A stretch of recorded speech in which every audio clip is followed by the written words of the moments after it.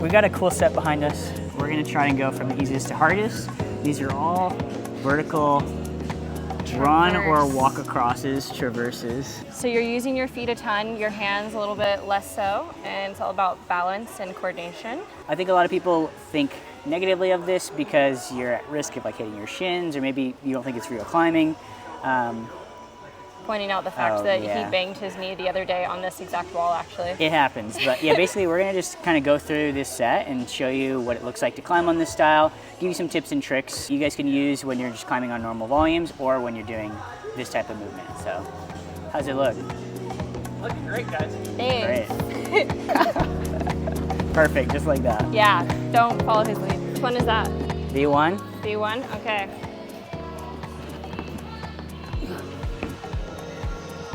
Wait, is that a boulder? Yep, that's it. Is that a boulder? That's a boulder. That's the V1. Something that is very important on all these boulders, it starts here and it goes all the way up to the highest level, is what your feet are doing. On volumes, we talk about this a lot, but I'm gonna really emphasize it again in this video. If you've never seen our videos about this, you do wanna try and drop your ankles. And generally, you don't wanna be at the very top of the volume. You wanna be somewhere down here in the sweet spot. This is really where the better body position is because I can lean into the wall. If I'm up too high, it's gonna pull my chest out of the wall. My hips are a little bit too close. So that's a general theme that starts with this V1 and it's gonna go all the way up to the harder ones. Okay, V2 is gonna be over here. V2. So the one that Brooke just did, you get 2 small handholds, and on a slab, a handhold of this size actually makes a huge difference. Now, a thing that is really fun about slab climbing, or maybe not fun, is that you can end up in a situation where you're not using your hands and you're only using your feet. This V3 is kind of this is the first boulder where you're having a no hand situation. And this is where you want to think, walk the plank, you're really balancing, focusing on where your body is in space. So, volumes again, really want to drop the ankles. Here, I'm gonna use all the surfaces to my advantage. I'm gonna grab these with my hands. This is the first crux move. I've got to stand up. So I'm gonna use this if I can to help myself, but I'm gonna go down and stand up. If you notice, I'm sending this leg out and to the right. This is a counterbalance. It's basically, as I send my hips over, preventing myself from falling. And finish match. I said it was no hands, but if you can use small holds down below you, you should. So we've made it to our first dynamic boulder, which is gonna be this orange V3-4. It starts here and it ends right there, which means it's a pretty simple just run across. And I tried this a couple times the other day, was able to get it. A lot of it is just confidence. Very nice.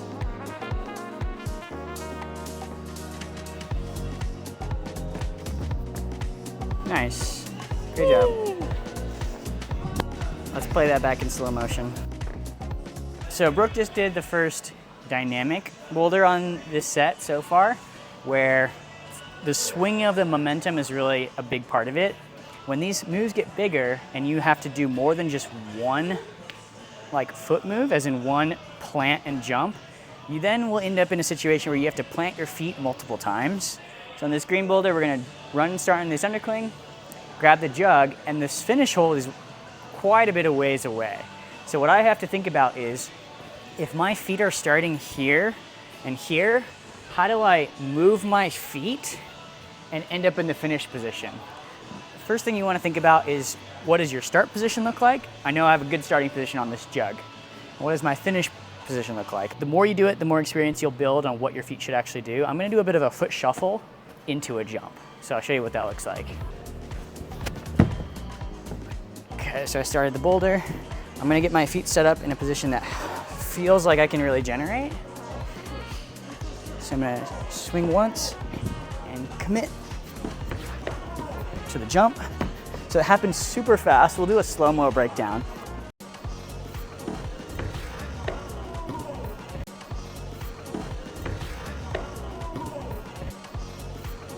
I've done this boulder before, so I knew what I was gonna do in the shuffle. You have to commit to that though. That's really important. If you only half commit, that's when things can go wrong. Now I'm gonna do this last bit. I've also done this before. We have a little bit of a drop down crux here. Okay.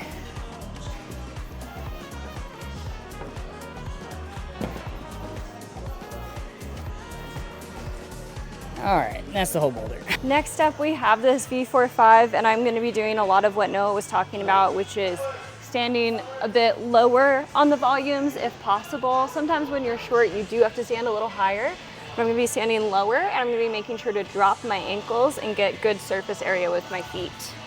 This one's just long, so.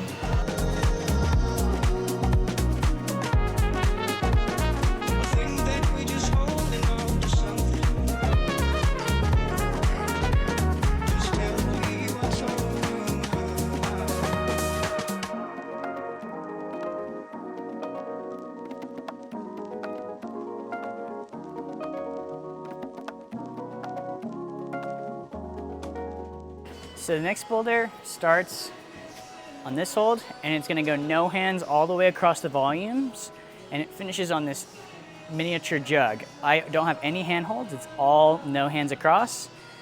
That being said, I can use all of these gray volumes, and I have a single foot jib. So I've done this boulder before as well.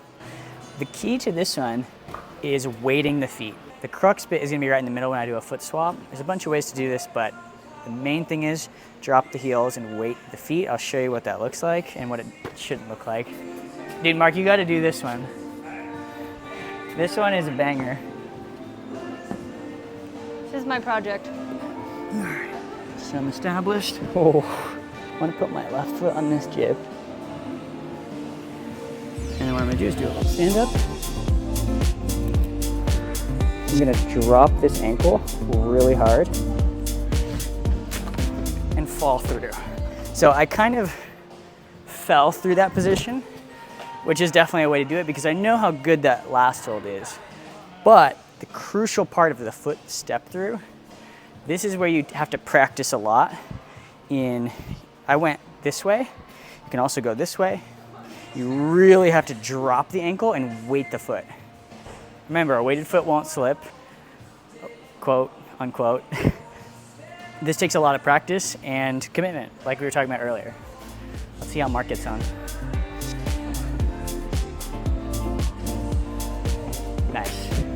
So Marc fell through it as well. When I say fell through it, it's a bit of a controlled fall, yeah. But you don't have to do it that way. I'll show you the non-fall through way. This time I'm gonna go backwards. I'm gonna drop my ankle as hard as I can. Yeah. I'm just gonna pretend like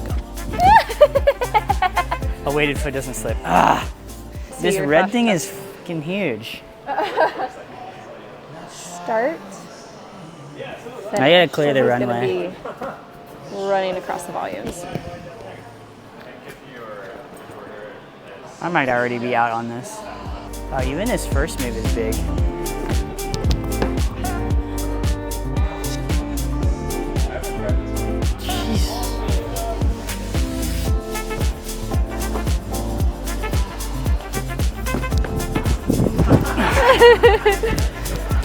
Perfect.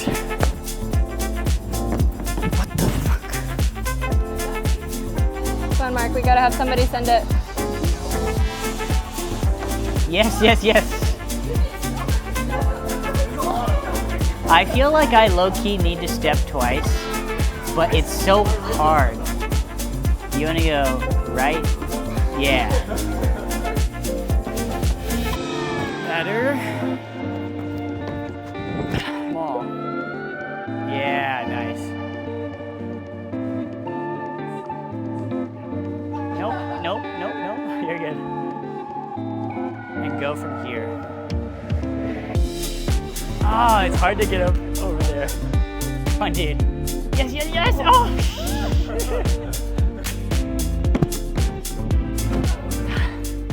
So our gym set this for the team, for them to practice no-hand slabs, some dynamic run acrosses, climbing on volume feet, that type of thing. So really, this is a really good opportunity for us to mess around try new things, see how we fare on this like modern style of slab climbing. But I do think it also helps you with just normal slab climbing and vertical terrain.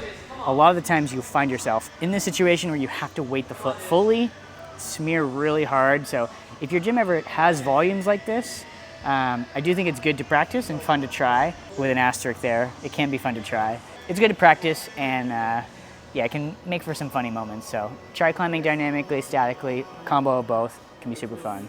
So thanks for following along. Check out our other videos if you want to see more of this type of stuff, and we'll see you in the next one. Any little foot zip. Gotta make sure I get purple and not pink. Nice. I've whiffed that finish before. Good job.